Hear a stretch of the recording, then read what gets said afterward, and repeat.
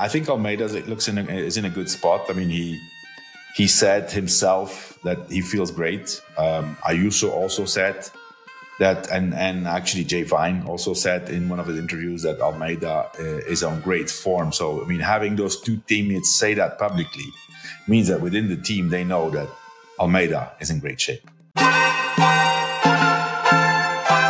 Hey everybody, welcome back to the Move Plus. I'm Spencer Martin. I'm here with Johan Bruyneel. We are breaking down stage 7 of the Vuelta a España, won by Juan Ayuso, a resurgent Juan Ayuso, back from the dead, from the breakaway. Marco Frigo in second, and then the GC group minutes behind again. Tom Pidcock led it home 2 minutes, 35 seconds back. Torstein Træen still holds the red jersey. No time lost to Jonas Vingegaard and João Almeida. A little bit, it's just tiny GC fireworks on the final climb. But again, another conservative breakaway dominant stage at the Vuelta. And then at the end, we will predict stage 8, tomorrow's stage 8, and who will win. So stick around for that. But Johan, right up top, I mean, I guess here, I'll give a brief summary of the stage. It starts, it's suddenly broadcast start to finish. I did not see that coming. But Juan Ayuso, 24-kilometer long climb. Juan Ayuso attacks from the beginning. Johan, you told me that he did it because he knew he wouldn't be allowed in the break. So he thought, I will be the break. You can't miss the move if you are the move. It was an unbelievable effort. He just is on the gas the entire time up this. It's like a 4.5% climb. Crest the climb, but not much of a gap. Who's chasing him but Mr. Mads Pedersen? And then Pedersen pulls a group up. They connect with him. Once Pedersen is up there, he can blow the gap open because he's going for those bonus sprint points at the base of the final climb. The group Jay Vine is in there as well. He's sprinting for KOM points. He's driving the pace a bit, and they get to the base of the final climb. Ayuso gets those sprint points, and Ayuso says, see you later, attacks, drops everybody, wins the stage. But Johan, what is your take of the day? Take of the day. Well, first of all, Ayuso did a great stage. We still don't know what happened yesterday, but this guy was obviously on good form today. It's true that it's different winning a stage from a breakaway, but if you look at his performance today, man, the first hour, he just did everything by himself. I said yesterday on the podcast, I said, Porto Canto is a very annoying climb. It's, proper for breakaways for him to do that whole climb by himself, and the effort he put in, and then still have enough left in the final to go away from the breakaway. That's impressive. And also, if you look at his performance on the last climb, he didn't lose that much time on the group of favorites. Okay, it's true that the group of favorites, there was no continuous pace. It was attacking, slowing down again. I listened to his interview afterwards. He was happy with the stage win. Obviously, three stages in a row for UAE. By the way, that's quite the performance. Yeah, team winning 3 stages in a row. Team time trial, and then Jay Vine today Ayuso. But yeah, he said he attacked, and he had to do the first hour basically in front. He said he knew that's what he had to do to be in the break, because nobody would let him go. So he had to be ahead of the breakaway when the breakaway was formed. So obviously he's out of GC. Obviously it's nice for him to win a stage, to bounce back after disappointment. It's great to win a stage. I hope that UAE also will put him now in a helper's role, because it looks to me more and more that Almeida is going to be the big challenger for Jonas Vingegaard, together with Ciccone for the moment. But, he needs people around him. And Ayuso is one of those guys who could potentially be very crucial when they're on, not for the next stages, but, on a mountaintop finish. Listen, great win for him. We said yesterday he's not a team player. I still think he's not a great team player, but what do we know? We don't know what's going on within the team. I heard also that Almeida was very complimentary of Ayuso after the stage. There must be, I think that the whole Ayuso debate about whether he's a great teammate, whether he wants to leave the team, whether this or that, I think it's just And if I say we, it's mostly on social media, who are getting sucked into that debate, and probably within the team, it's actually not so much the case. That's what I think is happening. And of course, it makes for great titles and great newspapers. But listen, at the end of the day, he's a good rider, right? He won a great. This was actually the stage with the highest elevation of the whole Tour of Spain today. Like the most elevation gained, or the highest finish? most elevation gained of the whole Tour of Spain today. Oof. Yeah, this doesn't bode well for the. Well, it's we have stages where the last climb is a lot harder, and there will be more difference. But if the overall toughness of the gained elevation over the stage today was the hardest one. I should say, impressive ride from Juan Ayuso. No notes on the stage win today. I mean, watching him it's a drag. It's not really a climb. Just like to motor up the drag like that, you have to be so strong. Great win. I think he's a good guy. Like, I don't if you just watch these interactions between him and the teammates, they seem like great guys. I don't think personally. Yeah, that's what I say. We don't know what's going on with the team. I mean, I've experienced those kind of situations myself, criticism from outside towards the team. And yes, there are certain things that happen, but it's always a lot less than how it's inflated in the media. Yes. And what I will say, however, having said that, UAE kind of reminds me of NATO, or, it's like this alliance where you're like, yeah, we're kind of aligned, but are you trying to steal Greenland from us? Where it's switchy today, where they felt a little spread out. It ultimately didn't matter. Almeida was great, but he did attack on the final climb. And it's like, well, he's got two teammates at the road, I guess, who in theory could help set up this attack. But it's like, it doesn't really matter that they're up there, but they're all spread out. And I assume, Johan, at some point, is this like you're letting them, Vine wins yesterday, Ayuso wins today, everyone's eating healthy in the first week, and then do they kind of coalesce around Almeida later in the race? Is that the idea? I mean, I would think so. Let's say for the moment, it's also the case that UAE is not carrying the weight of the race. I mean, if you look today, for example, it was the team of the leader of Torstein Træen, Bahrain, who was in charge. Yeah. Or in certain situations, it's Visma, who clearly accepts the role of being the big favorite of this Tour of Spain. So UAE is kind of, they're in a freelance role. Listen, winning 3 stages in a row, I mean, let me tell you, for the morale of the team in a Vuelta, which is already, it's the last big Grand Tour of the season, motivation is key, in a 3-week stage race in September.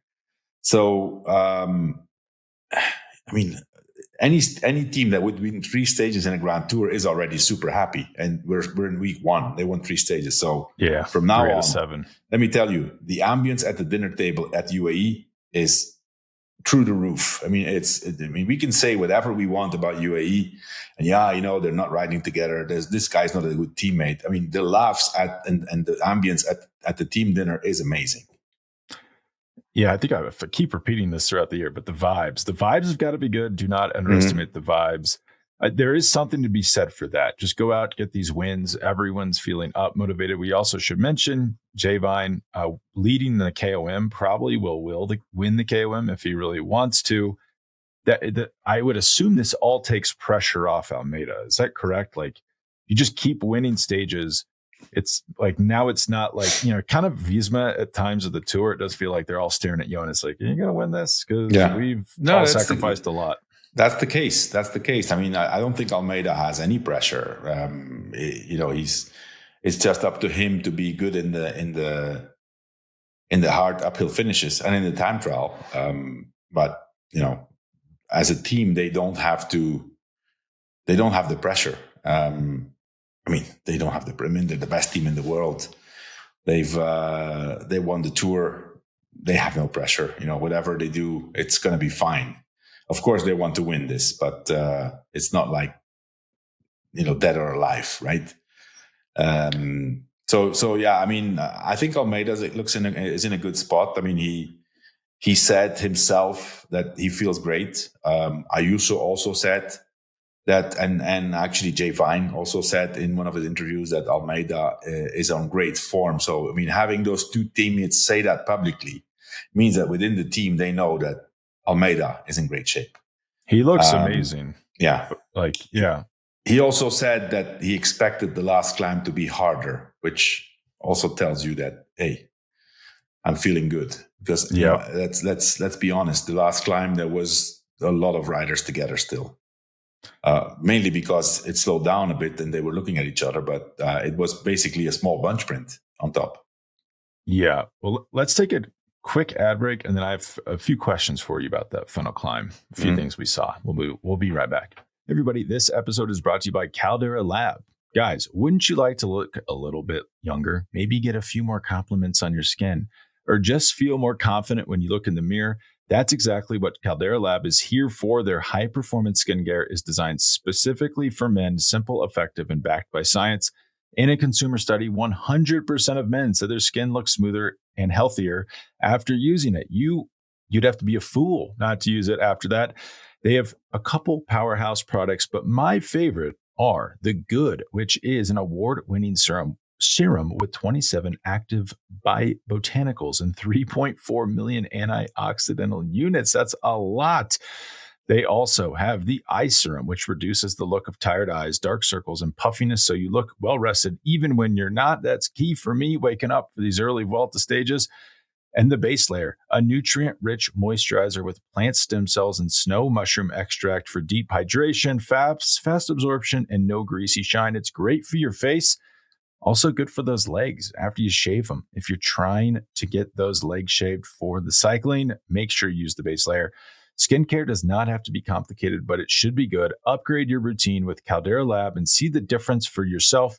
Go to calderalab/TheMove and use code TheMove at checkout for 20% off your first order. All right, back to the show. So Johan, on the final climb. So before we start, we should say Torstein Træen stays in red. Looks very good. And you start to see the wisdom of giving the jersey away, because a day like today, you got that whole Bahrain team on the front, keeping the gap reasonable. I mean, they can't let it go out to 15 minutes because Juan Ayuso's up there. And so it will be now in the next stages. Bahrain will defend this. Yeah, it's just, you really start to see that was a good idea from Visma. They really thought because and on top of that, Spencer, their leader at the start, Antonio Tiberi, has lost a lot of time. I think he's 14. He lost 14 minutes or something, or 10 or 11. Anyway, he's out of GC. I think it was almost 15 minutes he lost today. Yeah.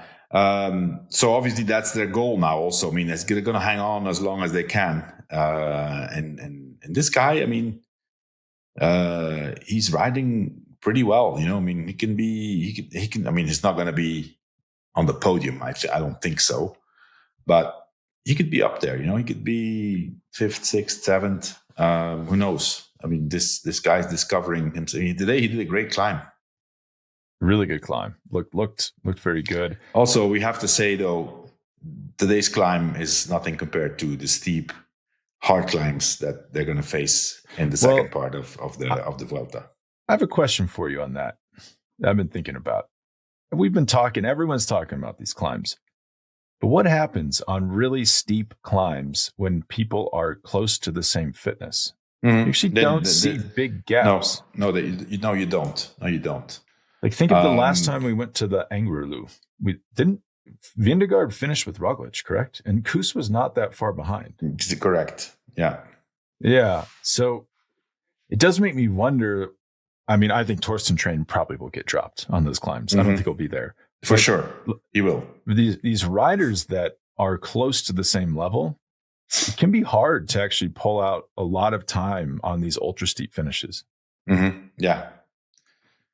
Yeah. And also, I mean, if one of the things that I also saw is that Jonas, he said on Eurosport, actually, he said, if we wanted, we could have fought for the win, for the stage win today, but we want to save the team for the second and third week. So it's clear that they have a long-term strategy and don't want to waste any bullets unnecessary. What did you think of Almeida's attack on the final climb? Was that just testing the legs? He had to. He could try. I also was, that was actually telling. So there is this rivalry, line of like love-hate relationship. I mean, UAE doesn't like Visma, and Visma doesn't like UAE. And today, for example, you could also see, Almeida doesn't like Jonas. He said, Jonas doesn't pull very often anyways. He either follows or he attacks. When he was asked the question, when he attacked, if he had expected Jonas to collaborate, he said, well, he didn't really have to, which is correct. That's their strategy. So, but you could see it was like a little under the skin dig to Jonas, which, for example, this is also the difference. Like, if this is the Vuelta, and I'm pretty sure that nobody will pick up on this. If this quote is in the Tour, it is 3 pages. It is a 3-page article. Like, Pogačar criticizes Jonas. They don't like each other, blah, blah, blah, Yeah.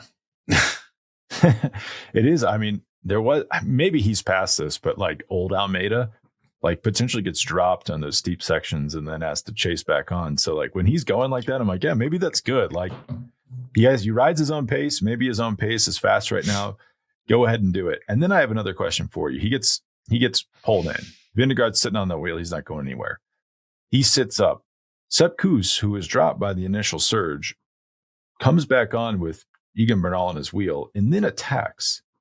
Mm-hmm. And would the pure teammate move, would it not be, maybe don't pull Egan Bernal back. Maybe let Egan Bernal take some pulls. And then once you're up there, maybe just get to the front and go as hard as you can, setting a pace. That's something we've seen already from Sepp Kuss in other occasions, actually. I didn't really understand the move either. I personally think that, well, for the moment, it's clear. For the moment, it's Jonas and Almeida and Ciccone, the 3 strongest guys whenever they go for it full gas on the climbs. Or Jonas has probably not gone full gas yet. And then you had Sepp Kuss and Bernal just behind. Sepp Kuss was too fast for him. I would have said, okay, sit on the wheel of Bernal, let him bring it back. If you're dropped there, you're not going to do much. And the only thing you can hope is that it slows down. But the attack of Sepp Kuss, okay, you could say, well, it puts Almeida in a position that he has to close it down. But I don't know if at this point, if Sepp Kuss is really seen as a threat for the win. I mean, this is not the same Sepp Kuss that we saw 2 years ago when he won the Vuelta. Was it 2 years ago? Yeah, 2 years ago. Yeah. So, I mean, he's obviously a lot better than last year. He's in good shape, but he's not in super shape, I think.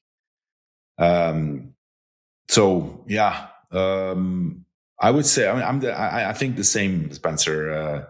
Let Bernal do the work, and then when you get back, set the tempo for Jonas, because it's clear that the whole Visma strategy is Jonas, only Jonas, or that's the way it should be, at least. Yeah. I don't know. Yeah, it's not the first time we've seen it either. It makes me wonder if he's going for his own GC. Another kind of perplexing thing I don't think he goes for his own GC. You think that's just is that his instinct then? Just like he sees it slow and he goes? Well, yeah, I mean, it puts the other teams, I mean, nobody had a teammate. So you could say, well, if I attack, the thing is, first of all, if you got dropped and you attack, you're not going to make it to the finish. Yeah, and everyone else knows that too. Is the problem. And so, but it puts the other riders without a teammate in the position that they have to close it down. So it was up to Almeida and Ciccone to close the gap. Yeah, but Ciccone jumped right on it, and then you're in the bad position of Sepp Kuss has now launched Ciccone, and Jonas is behind. And it's like, well... Yeah, but you know what, Spencer? Okay, we're trying to complicate things too much, I think. When you see how Jonas was responding easily to the accelerations of both Almeida and Ciccone, doesn't really matter. I mean, it's up to the other guys to attack. So, I mean, no. I mean, it doesn't. We're reading too much into it, I think. Well, this is all taking us to the major question of the day. Why did Marc Soler attack inside the final kilometer? That's different. That's different. It was typical Marc Soler fashion.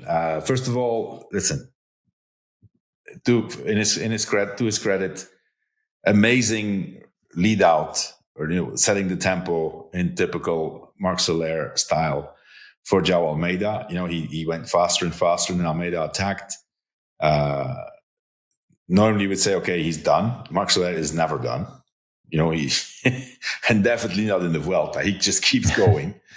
I mean, I don't. That was not a good attack. I mean, he got 5 seconds finally, but what does it matter at this point? I think at this point, these kind of instructions shouldn't even come from the car. Marc Soler is experienced enough. I know. To it's know. The weirdest part. What's that? It's the weirdest part of it. It's like Almeida's the leader. Ayuso and Johan are up front, so they're not going to do anything for Almeida. So stay with your leader, man. Just stay there. Try to stay there in case something happens, because the last part of the climb was faster. There could be gaps. There's, if there's a bigger bunch, why do you attack? I mean, he got 5 seconds. That doesn't matter. He's not going to finish on the podium of the Vuelta. The only thing I can think of is teams classification. No. That makes no sense. That makes no sense. I mean, no, makes no sense. Well, let's take a second ad break, and then I have some more questions for you on Juan Ayuso, because I'm obsessed, and then we will preview Stage 8. Hey, everybody, this episode is brought to you by Manukora Honey. Are you looking for something simple and delicious to add to your wellness routine? Well, look no further, because Manukora Honey will change your life. It has changed mine, that's for sure. I am throwing this honey into everything that I used to, but I am feeling better. Tea, breakfast bowls, protein shakes, even salad dressings. It's rich, creamy, and has a deep, complex flavor that makes you want to eat it straight off the spoon. And my kids love it too. We're all hammering Manukora when we wake up. But seriously, I'm doing a spoonful, then I'm getting on the Peloton. I'm watching the Vuelta stages, and I feel less hungry during the day, and I'm snacking less. And what really sets Manukora apart is what's inside. It's packed with powerful nutrients that support immunity and gut health, thanks to the bioactive rich nectar the bees collect from the Manuka tea tree in New Zealand, where the Manukora farm is. It even contains a unique antibacterial compound called MGO, and every harvest is third-party tested, so you know exactly what you're getting. And you're in luck, because it's easier than ever to try Manukora honey. Just head to manukora.com/themove to save up to 31% plus $25 with the free gifts with the starter kit, which comes with an MGO 850 plus Manukora honey jar, 5 honey travel sticks, a wooden spoon, and a guidebook. I can personally vouch all these things are amazing. I love just looking at the guidebook. That's manukora.com/themove. The link is in the show notes to save 31% plus $25 with the free gifts. All right, back to the episode. So, Johan, just to circle back, to put a bow on Ayuso, he wins the stage, looks fantastic. Massive effort on that first climb. What does that tell us about what happened yesterday when he got dropped? What was that about? I think Ayuso reconfirmed today in the interview that he knew before the start of this Vuelta that he hadn't prepared it specifically, that he was going to see how it went. He kind of had doubts about his overall form. I mean, listen, if Ayuso today is if Ayuso is in contention for GC, he's not going to have this freedom today. Although he did a great performance, I mean, he was pretty firm on the fact that he's not in top shape. And that he was just going for the win. I think it's a great bounce back. I mean, it's amazing. Yesterday, super defeat. Maybe we are the ones who are most disappointed. He's probably less disappointed, because as a rider, you kind of know where you are. So I think he was expecting something like this. And I mean, he proves that he's a high quality rider. I mean, he has the top pedigree We all know that. He's still young, and now to win a stage in the Vuelta it's maybe not going to be his last stage win. Yeah, I mean, but that's not what he's getting paid for, I guess, is the problem. Yeah, right. Well, I think Juan Ayuso is getting paid for the potential. That, let's not forget, when he turned pro, he was 19 years old, finished third. I think he was the first teenager to ever finish. I'm probably not the first teenager, but I think, it's fun to say that. Podium. I do kind of wonder if it's not true, but it's a fun thing to say. At the time, it definitely stood out as unique. Mm-hmm. So we'll just crown him. He's the first teenager to ever finish on the Grand Tour of the Vuelta. Yeah. But you're the GC king, right? You know more about GC riding, winning than almost anybody. Well, I know, not in today's. Well, today's cycling's different, Spencer. Something I don't think has changed. I'm curious to get your take on this. How many big champions who go on to win a lot of Grand Tours? The thing that I just can't get past is, could you see them just letting the wheel go? I'm not on a great day, I'm going to sit up. Logically, sure, that's the right move if you want to win stages. But I don't know. Think about the way some of these guys are wired, like Tade, like Jonas. They're like pit bulls. You'd have to pry Jonas off the back of a group with the jaws of life to get him to sit up.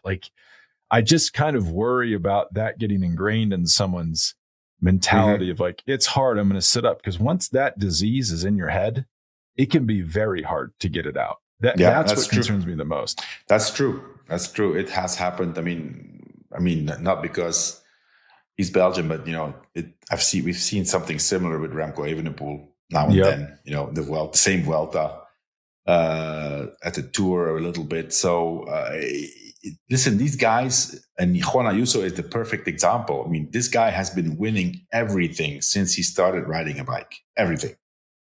He's been always the best until he turned pro. But he turned pro in his first year. He was with the best, and so they have to learn how to manage this defeat. You're not going to be the best all the time, and more often than not, you're not going to be the best, or you're not going to be with the best. So it's definitely something that mentally they have to learn how to manage. I mean, I worry about with kids these days, it's I want to see you suffer to finish 40 seconds back, as opposed to I'm not even trying. I'm going to sit up and finish 8 minutes back. It's once that's an option, it's hard to then take that off the table. Mm-hmm. Yeah. Agree. So, but last question, is he going to Little Trek? That's the rumor today. Well, that's, I've seen that too. I don't know where those rumors come from. For the moment, I would say there's nothing indicating that he's leaving. It would be complicated. It's a long-term contract. I don't know how long. If it's 2028 or 2029, I don't remember now. I think it's end of 2028. Yeah. So there has to be some kind of mutual agreement.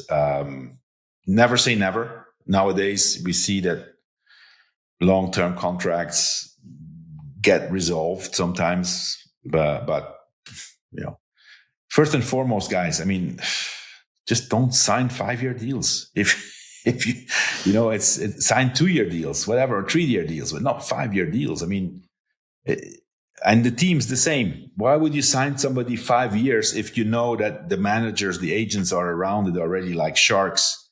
And I've seen this many times back in my days,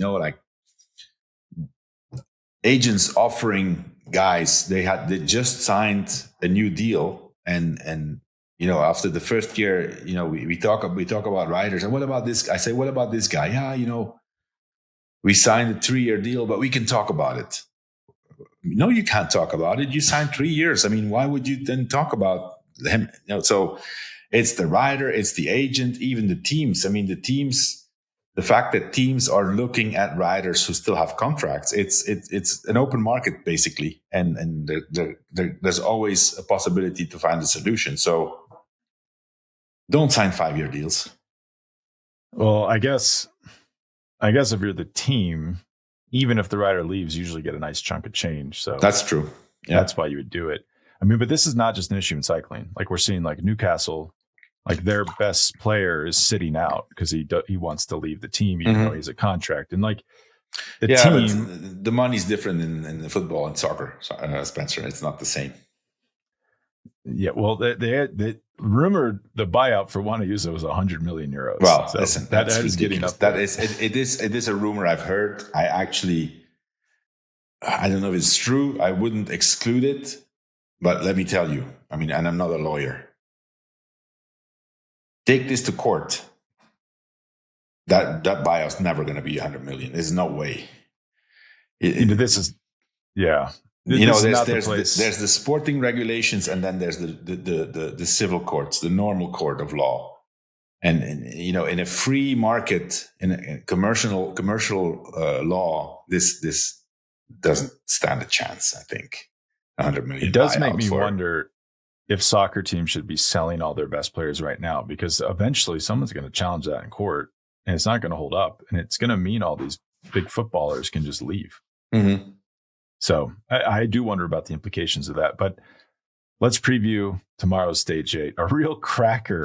First, Spencer, before we go to tomorrow's stage, let's quickly touch on not Tour of Spain related, but important race, Tour de l'Avenir, finished today. It's known as the Tour de France for the young riders. They're younger and younger. Finally, Paul Seixas won the Tour de l'Avenir, the big favorite. He's the one that is already in the World Tour, finished 8th, if I'm not mistaken, in the Dauphiné this year. Yeah, I think he was. Second was the Belgian favorite Jarno Widar, who won 2 stages. Third, Nordhagen, Norwegian rider, already on Visma Lisa bike. So all the best riders in the world of young age were there, and I watched the time trial, which was today was very special day. It was 40 kilometers in the morning, super hard stage, and then a 10-kilometer uphill time trial. And I have the stats here of Paul Seixas, 18 years old. So 10.10 kilometer time trial uphill, almost 7%, 6.63 watts per kilo for 25 minutes. Pretty impressive. And yeah, I mean, it's a nice race to watch. It's national teams.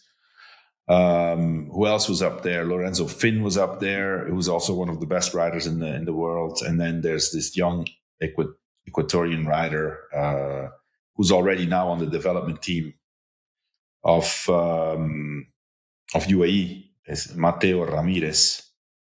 So yeah, I mean, really all the best young riders in the world. And then an interesting stat. So there was 158 riders at the start. I think half of them, or almost half of them, were 21 or 22 years old. And only 4 of those older young riders were in the top 20. So the majority of the top 20 were all super young. Crazy. Yeah. Wow. The top 3, I mean, Widar and Seixas are 18 years old. So first year under 23. Or no, Widar is actually, I think Widar is second year under 23. I think. Super impressive. He wins. Yeah, Widar is 19, yeah. And one Seixas back-to-back stages. Yeah. The 2 hardest stages of the race. Mm-hmm. Pretty impressive. Would this work in the Tour? I thought this was an interesting stage, today's first one. 42 kilometers long. Starts with a 10K long, 10% average climb, and then basically descends another climb. Yeah. What if they did that in like a World Tour? Would that actually be interesting? I mean, yeah, why not? I think it could be good. Yeah. Yeah. Why not? So, yeah. I mean, it was pretty, yeah. I mean, I didn't see any footage of that stage, but it must have been, I mean, like start a 40-kilometer stage and start on a 10-kilometer climb, 10%. That's like, wow. Everybody on the home trainers, for sure, like full gas. It would be like must-watch TV if they did that at the Tour. Yeah. I think it could be fun. I mean, I don't think every stage should be 40K. At some point, you have to add fatigue to people's life. Mm-hmm. That could be cool. this guy, Pablo Torres, who was on your son's team recently, right? Mm-hmm. Didn't win it, but he finished 7th. And then a lot of these mountain stages, he's right there with these guys. But he was better last year. He was last year in his first year under 23. He was impressive. This year he's already on the World Tour team, so is he 19 or 18? He's 19. He's on 19, the World Tour but he's already on the World Tour team. Signed another guy who signed a contract till 2030. Obviously, he didn't have the same form as last year. This is the guy who did this amazing performance on Col di Finestre last year, set the fastest time, beat, I think, Chris Froome's fastest time by 4 minutes. I think it's been broken now by Simon Yates. But anyways, Pablo Torres, I think he had a bit of a difficult season. And I actually spoke to his mother a few months ago because his brother races in the juniors on my son's team, and I saw them at the race and asked her about Pablo, because he had a really bad crash a few months ago, very bad crash where he hit his head, he hurt his neck, and I think it took him quite a long time to come back. So he's definitely not on 100% of his ability. Yeah, I remember hearing about that. So it's good to see him back racing. Well, back to the Vuelta, stage 8. Johan, does Vuelta know what a weekend is? So they've served up a sprint stage for Saturday, 163 kilometers long, unless there's some unforeseen crosswinds, and it is a windy region. This is probably going to be a sprint. I'll list off the favorites. Jasper Philipsen, heavy favorite, -118. Ethan Vernon +350. Mads Pedersen +600. Casper Van Uden +1,000. Ben Turner +1,400. Elia Viviani +2,200. It goes on and on. We'll come out if we need to. If you really are interested in betting, make sure you check out nxtbets.com/bet outcomes. They'll show you where to bet wherever you live and the best prices and best sign-up bonuses at each book. But Johan, how do you think this plays out and who's going to win? I think it's going to be a sprint. It's one of the few sprint stages, so there are certain teams in this race who have to control. Alpecin, to name one of them. So I'm going to go with the heavy favorite, Jasper Philipsen. Even if it's -118, I think he's the guy who's going to win tomorrow. I also think that Philipsen is one of those riders who he may have come in the Vuelta probably a bit lower on form after his crash in the Tour. But he's had a week now. He's a strong engine, a big engine who gets through the efforts, and I think tomorrow Philipsen winning the stage. I could see it. I just don't love that price, -118 for Philipsen. Maybe he's been dinged up a bit on these mountain stages. I do think he does this. He probably wins it, and then he goes home on the rest day. But -118, I just can't do it. Too steep. I'm going to go Ethan Vernon +350. I think Vernon's going to break through. He's going to win this stage. It is, we should say, slightly uphill, like 1.5% uphill final kilometer. That always makes it kind of a little funky. And it helps. I think it helps these, like, also call them slower sprinters. Philipsen's obviously, he's probably the world's best bunch sprinter. But when it slows down, other guys can sometimes get the best of them. So I'm going to go Vernon. Yeah. Well, following that idea, my wild card for the more sprint is actually Mads Pedersen. He's +600.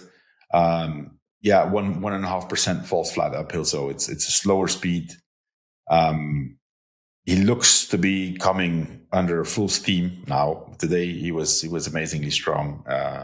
So my second choice for tomorrow is Mads Pedersen at +600. I like it, and I'm going to extend that further. I'm going to get the budget Mads Pedersen. Ben Turner +1,400. Oh, I'm actually surprised he's that low.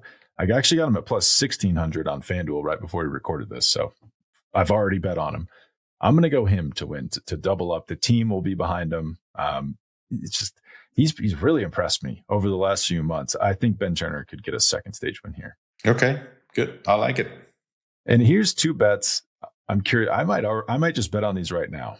So mountains classification, Jay Vine -125. He wins this mountains classification, right? If he's going for it, yeah, I'm going to say yes. And then this guy was plus 1,000 to win Young Riders. He's plus 100 right now. Matthew Riccatello. Who beats him in the Young Riders classification? I would need to check who was there. Let's see. I'll read you the standings. It is slim pickings. It's Pellizzari. He would, I guess, be the main one. Riccatello, Raul Garcia, our guy, Junior Lasser, Marco Frigo. Yeah, are the big ones. Okay.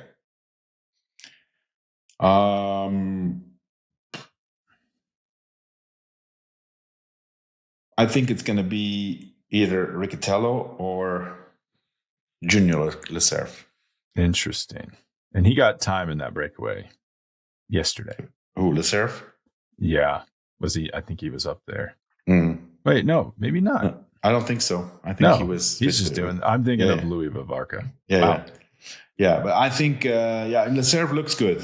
Let's not forget, he just won. Did he just won the Czech Tour or something? The Czech Tour. The Czech Tour against. He won the Czech Tour against Uiterbroeks, Junior Lasser. Hold on a second. Yeah, for sure. Czech Tour. Oh, I'm thinking of. Is there not another tour that Luke Lamparty won? No, he won the Czech Tour. Yeah. Yeah, Uiterbroeks. Wow. Okay. Well, he's plus 800. So if someone thinks he's going to win, that's but I think Riccatello has a really good chance. I mean, if he's up there now already, and they're both tiny, they're lightweights. But Riccatello has more experience in Grand Tours already, so I'd probably favor him. Okay. All right, Johan. Well, we will be back tomorrow to break down what I'm sure will be a action-packed Stage 8 and then preview the summit finish on Stage 9. Try 9. to start now to think about what we're going to talk about tomorrow. I know. I bet I might be televised start to finish. Like, why? Okay, well, that's stage on the weekend. Yeah, well, I'm not going to watch from the start, but go out and do something, everyone, and then meet us back we'll describe to you what happened in the stage. Well, thanks, Johan. And okay, Spencer. Thanks. Okay, bye.